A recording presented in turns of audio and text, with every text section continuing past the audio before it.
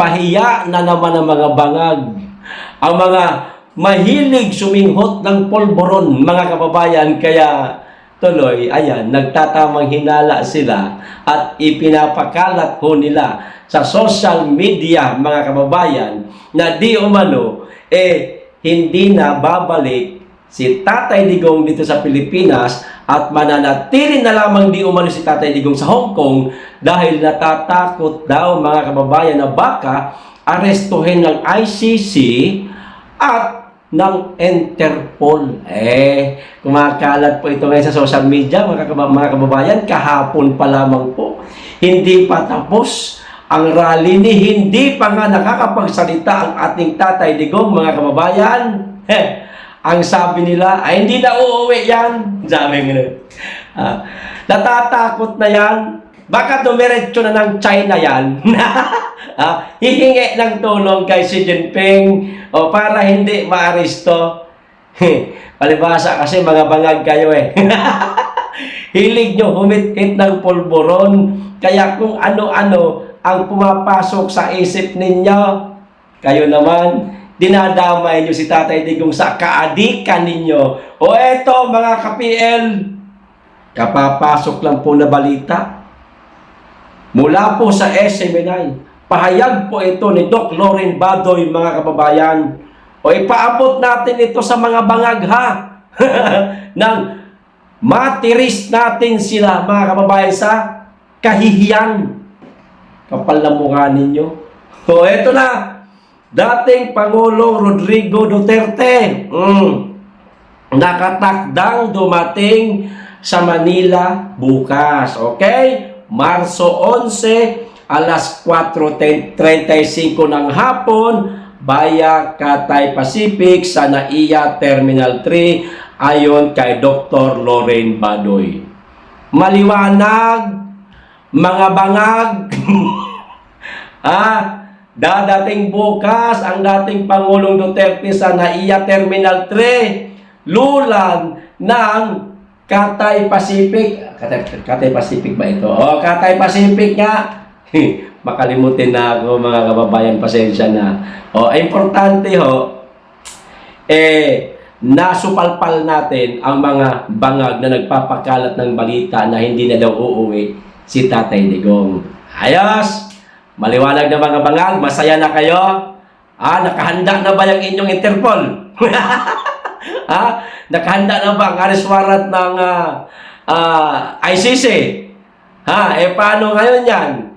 Napahiya na naman kayo sa pangalawang pagkakataon na sabi nyo, meron di umanong red notice na ibinaba ang Interpol para arestuhin ng Tatay Digong.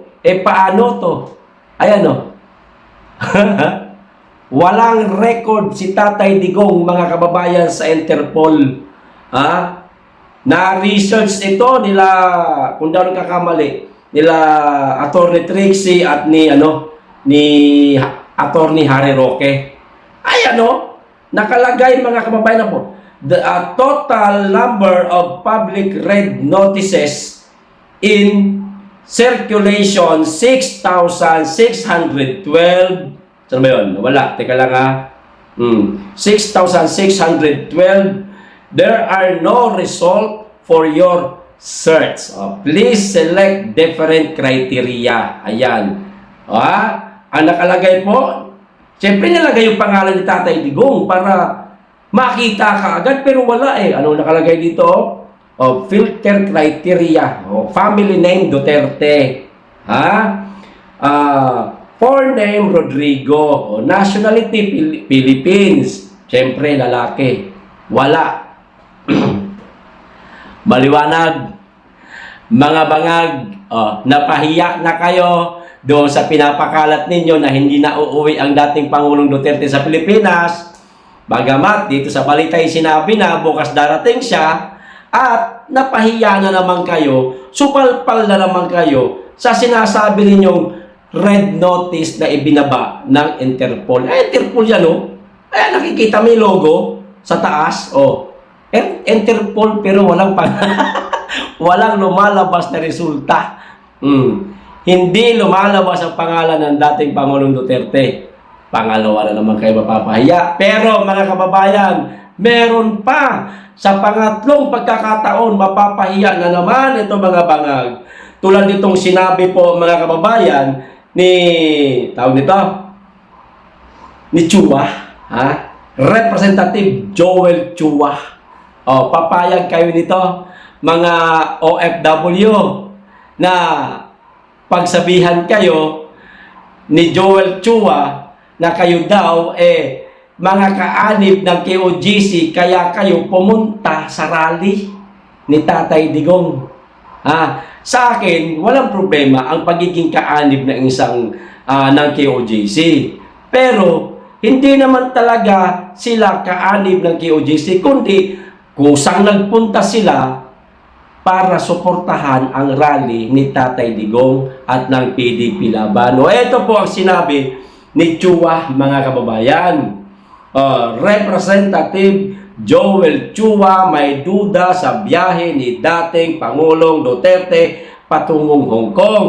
Sabi, hindi natin alam kung yun po talaga yung biyahe nila doon sa Hong Kong dahil nga po talagang opisyal, but it is quite noticeable until now ay wala pa rin yung dating dating Pangulo.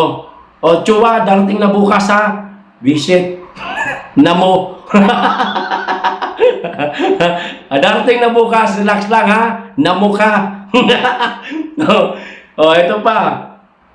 Kung makikita po ninyo yung crowd po nila doon ay yung KOJC, hindi naman po talaga yun OFW na pangkalahatan.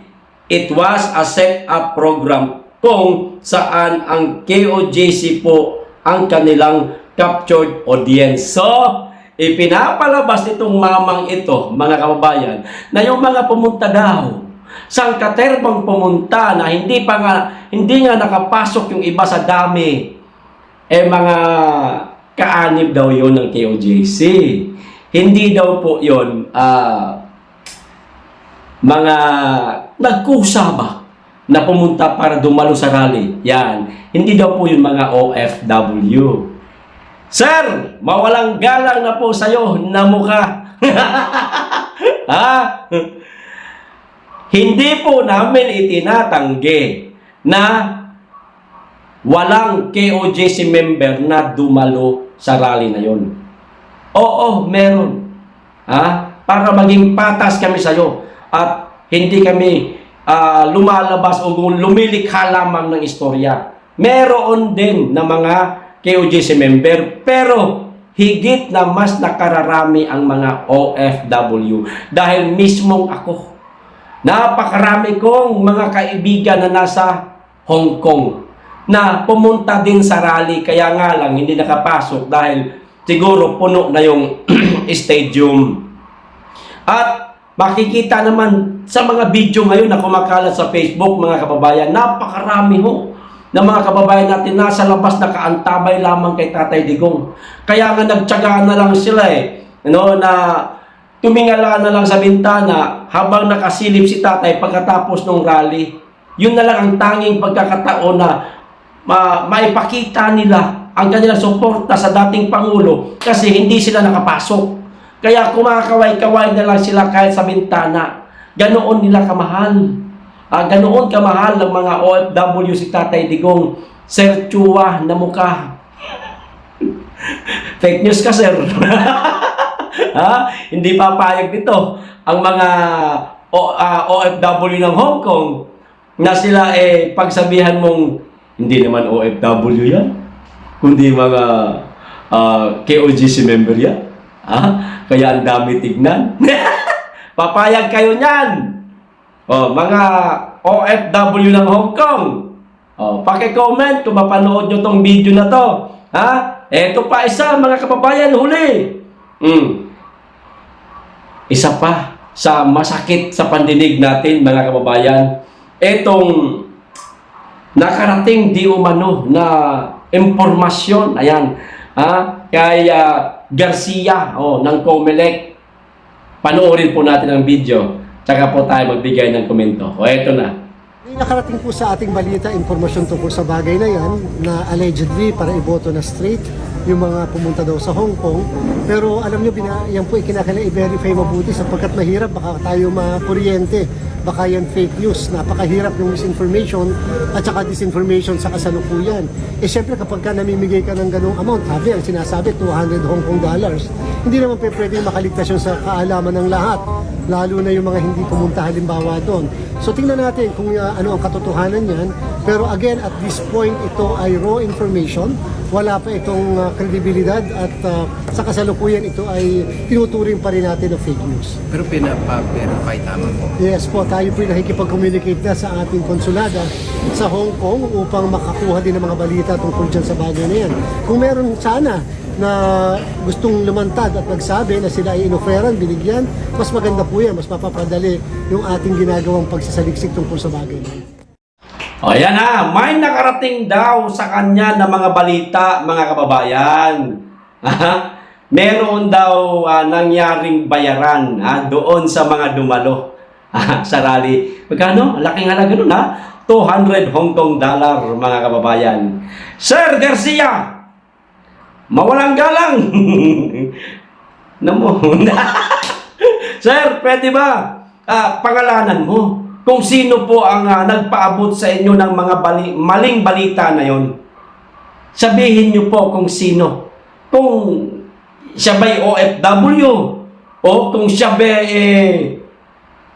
nasa gabinete ni Marcos. Ganun ba? Kasi kung nasa gabinete ni Marcos, bangag yan. Adik yan eh. Tamang hinala lang yan. Pero kung OFW, sabihin nyo rin po kung ano pangalan. Pangalanan nyo. Pero kalaunan, mga kababayan, bago matapos ang video, sinabi niya na, baka merong mga OFW dyan na handang magsalita, lumantad na kayo. sabay ganun na po. Naghanap sa tamang hinala lang lahat yan, mga kababayan. Di ba? Maliwanag, gawa-gawa lang nila, mga kababayan. Paninira at higit sa lahat, fake news. Ngayon, tayo naman siguro ang may karapatan na tawagin silang mga sinungaling, mga kababayan, kagaya ni Marcos. Karapatan na siguro natin. At ito panahon na natin na tawagin silang fake news sila. Tricom, paano ba ito? Napakaraming gumagawa ng fake news. Hindi nyo ba ito ipapatawag? Wala ba kayong ibang ipapatawag kundi mga DDS vlogger lang? Paano naman yung nasa kabila na napakahihilig gumawa ng fake news?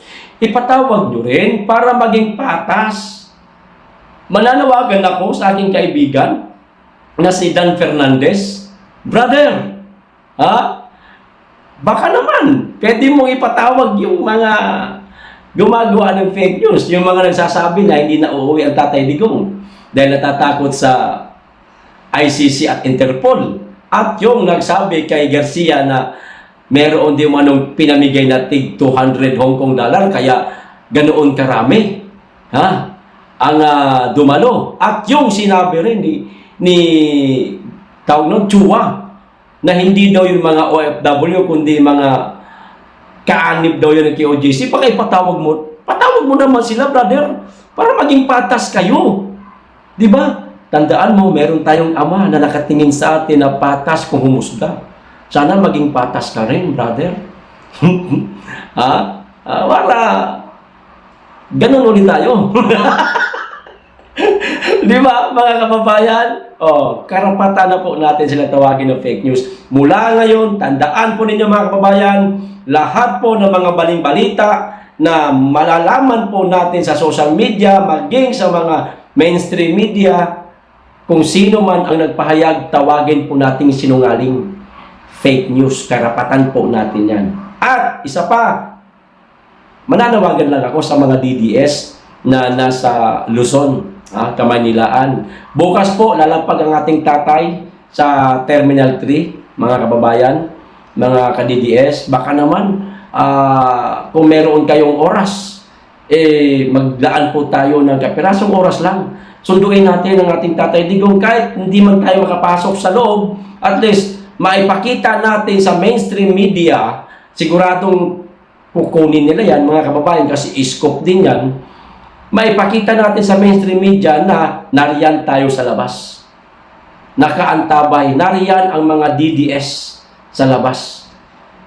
Kahit hindi natin makita si Tatay Digong, yung presensya natin na maipakita natin o maipaabot natin sa ating Tatay Digong na andito lang kami sa labas tayo, nakaantabay sa pagdating mo kahit hindi mo na kami kinakailangan pang makita. Sigurado mga kababayan, ipapakita ng mainstream media yan. Ipapakita yan. Mas marami, mas mabuti. Okay, so hanggang dito lang. Maraming salamat. Mag-iingat kayong lagi at higit sa lahat, mahalin natin ang Pilipinas.